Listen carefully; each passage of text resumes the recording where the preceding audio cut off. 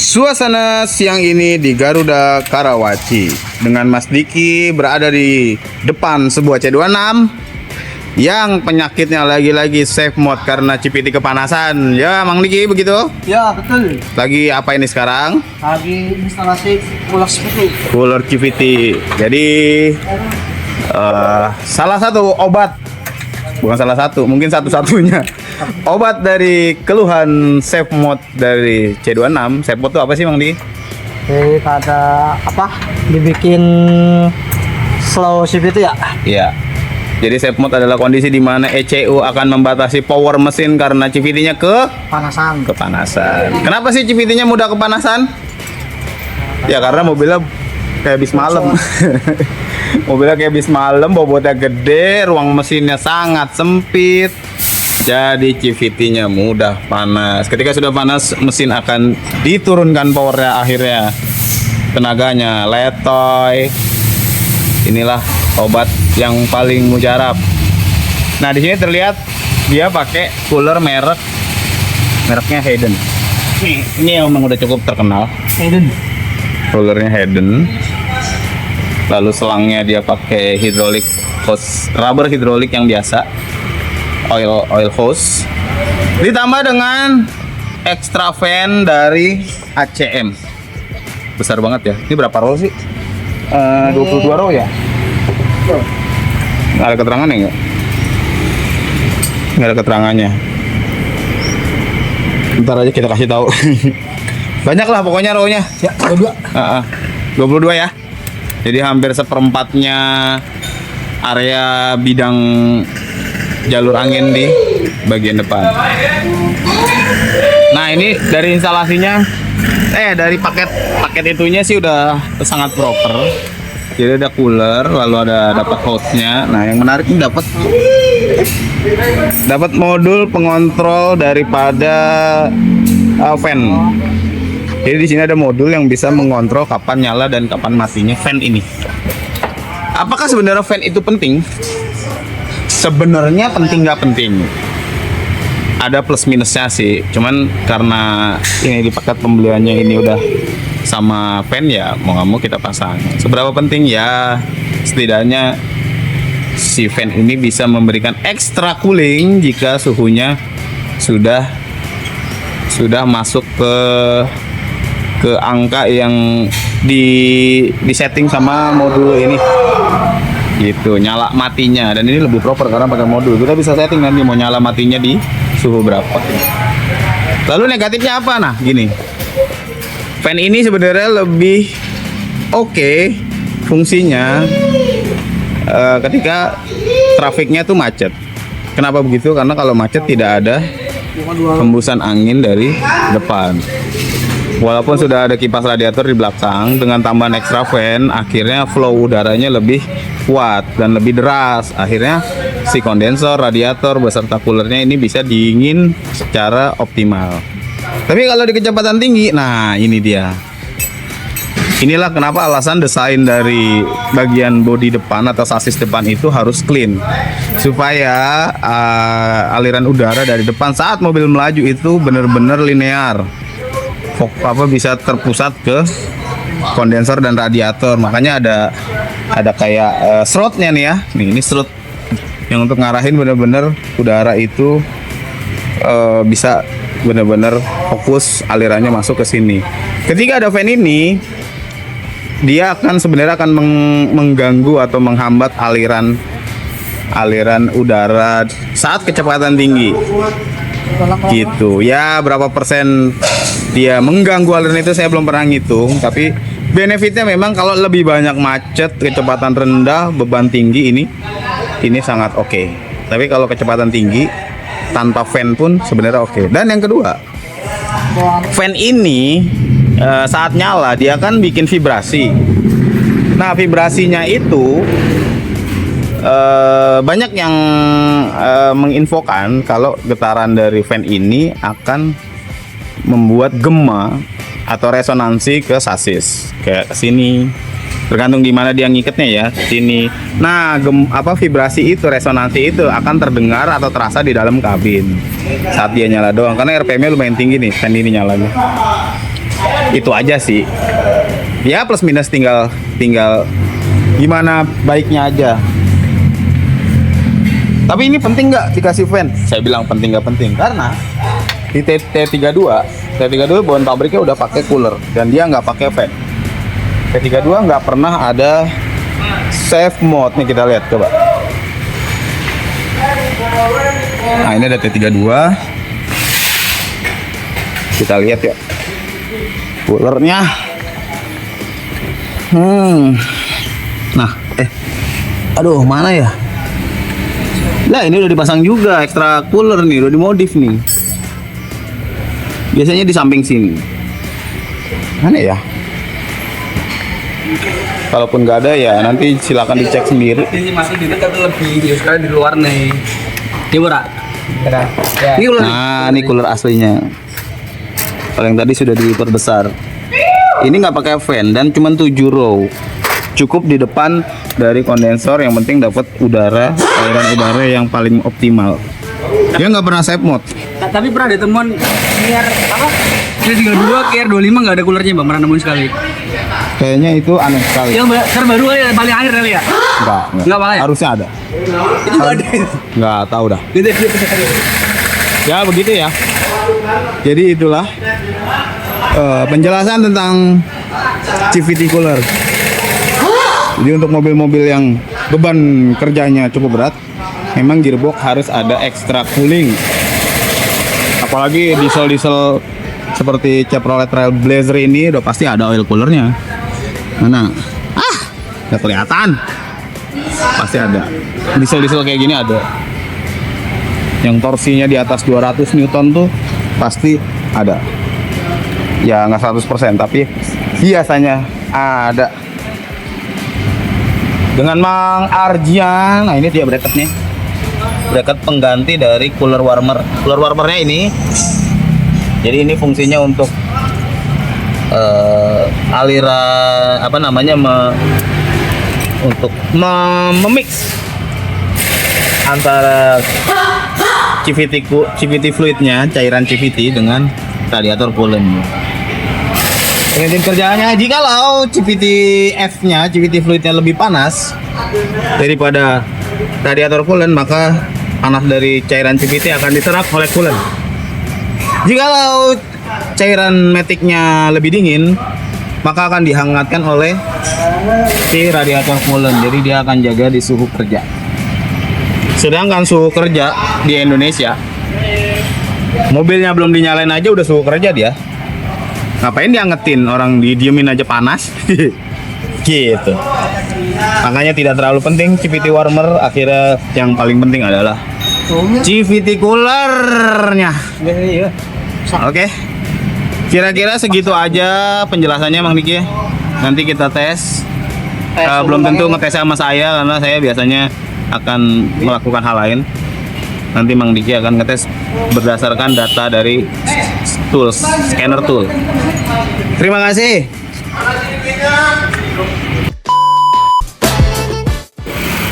Oke, kita tinggal melakukan test drive dari sebuah C26 facelift. Habis pemasangan CVT cooler, operator tukang setirnya Mas Diki. Jadi ini menggunakan instalasi apa tadi, Hayden cooler dan pakai fan.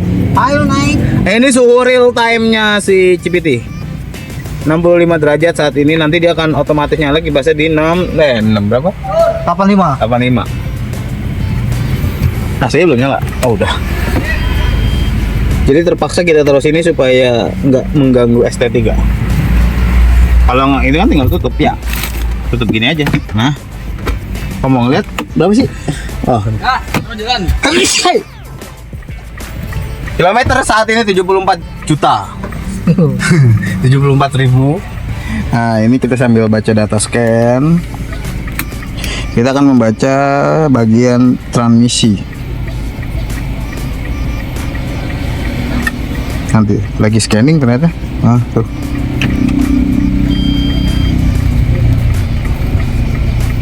Ini pasti DTC, ini not plausible apa gitu. No kan implausible. Ini memang bawaannya begitu. Kalau ini pasti sun load sensor karena kondisinya tidak cukup cahaya matahari, jadi sun load sensor kita lihat. Tuh kan sun load sensor. Nanti kalau kena matahari hilang sendiri. Gitu. Mundur teratur. Nanti habis ngetes performanya sambil kita pantau 65 masih. Karena row-nya 22 row, jadi pasti dingin banget. Ya. Mana transmisi? Kok kelewat sih? Mana sih? Ini dia.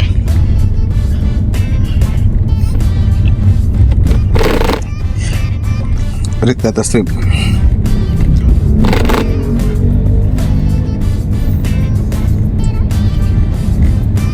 Adakah di sini ATF temperatur? Biasanya pakai, kalau di sini pakai voltase. Bentar. All signal aja dah. Oke.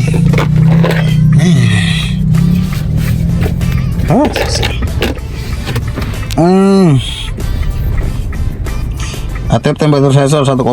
Nah, kalau masih di atas 1 volt itu suhunya dingin. Biasanya voltase terendahnya di 0,7.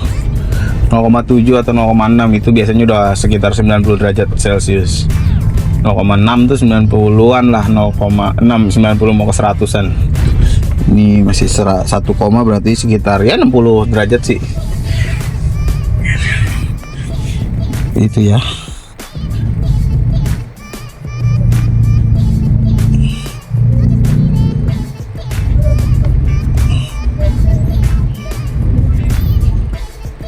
Oke. Itu doang. Nah, ini pakai voltase. Nah, ini kondisi tadi barusan ngerayap. Kita lihat suhu ngerayapnya 63 derajat. Di sininya 1,05, 1,04. Tapi entah kalau udah jalan, tuh 64 ya. Udah jalan kena angin. Karena overcooling jadi turunnya cepet cuy. Tuh 63. Turunnya cepet. Tuh 62. Fan-nya belum nyala karena fan-nya nyala di 8 berapa? 85. 85. Fan extra fan-nya belum nyala. Tuh 61. Ya. Kayak begitu. Ini 1,03. Lagi cuacanya sore. Ntar tambah hujan, makin dingin lagi. Mungkin CVT-nya jadi sangat dingin atau overcooling. Tapi si kondensor dan evaporator akan sedikit kerja keras karena terhalang oleh fan. Gak apa-apa lah. Ngebenerin AC nggak lebih mahal daripada ngebenerin CVT. Betul. Paling harus lebih rutin ganti freon dan oli kompresor aja. Sama ya sistem AC-nya jadi lebih harus dicek. 1,02 60 derajat Celcius. Nah, kita menuju ke area Boulevard Lippo Karawaci, Singapore of Tangerang. Kita pause dulu. Nah, kita sudah berada di depan Lippo, Supermall Lippo Karawaci menuju bundaran Universitas Pelita Harapan. Universitasnya kampus orang-orang calon ini pengusaha dan pewaris tahta Wijaya Group. Anjir ya kan. Nah, ini dia. Ini tuh tadinya tuh sebenarnya pedok untuk pitnya tim balap, karena ini kan dulu sirkuit balap nih, Lippo Village Grand Prix. Ternyata karena ada masalah di penyelenggaranya, sayang sekali cuma dipakai buat balap touring. Itu sebenarnya itu pedok atau garasi dari. Oke, kita lihat suhunya. 61 derajat pada ini pengukurannya pada CVT coolernya. Ada sensornya yang di CVT coolernya. Kita akan komparasi dengan sensor yang pada body valve. 0,97 artinya sebenarnya ini udah mendekati ke angka 75 derajatan secara real di dalam CVT-nya. Kalau ini di suhu di luar kalau di CVT cooler. Ini masih ngerayap. Kecepatan rata-rata 20 sampai 30 km. Ini wayahnya orang pulang kuliah.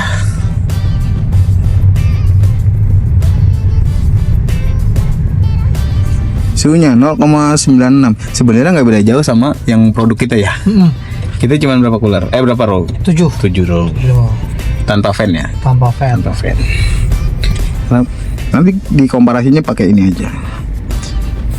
Kalau ininya masih konsisten di 60. Tapi memang row-nya lebih banyak, tetap lebih bagus. Oke, kecepatan sudah wet.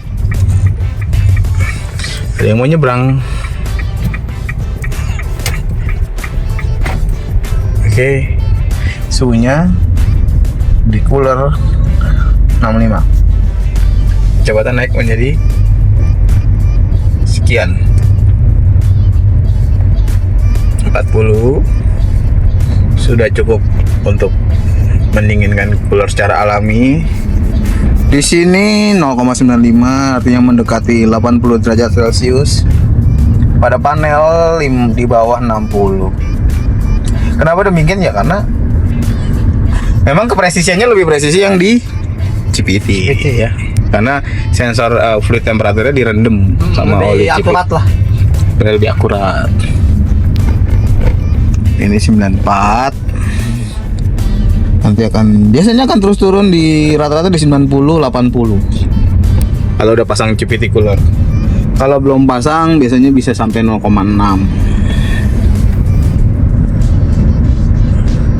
53. Ini akan kemungkinan kipasnya nggak akan nyala sama sekali. Karena trigger temperaturnya di 85, sedangkan ini paling tinggi aja 65.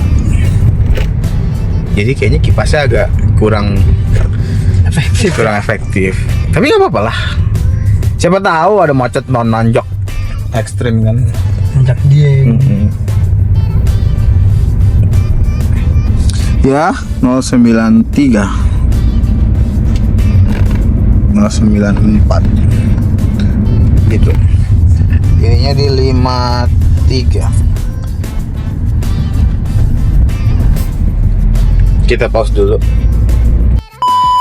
Pada kecepatan 60 km selama beberapa menit, suhu pada CVT coolernya itu 48 nih, dingin banget loh.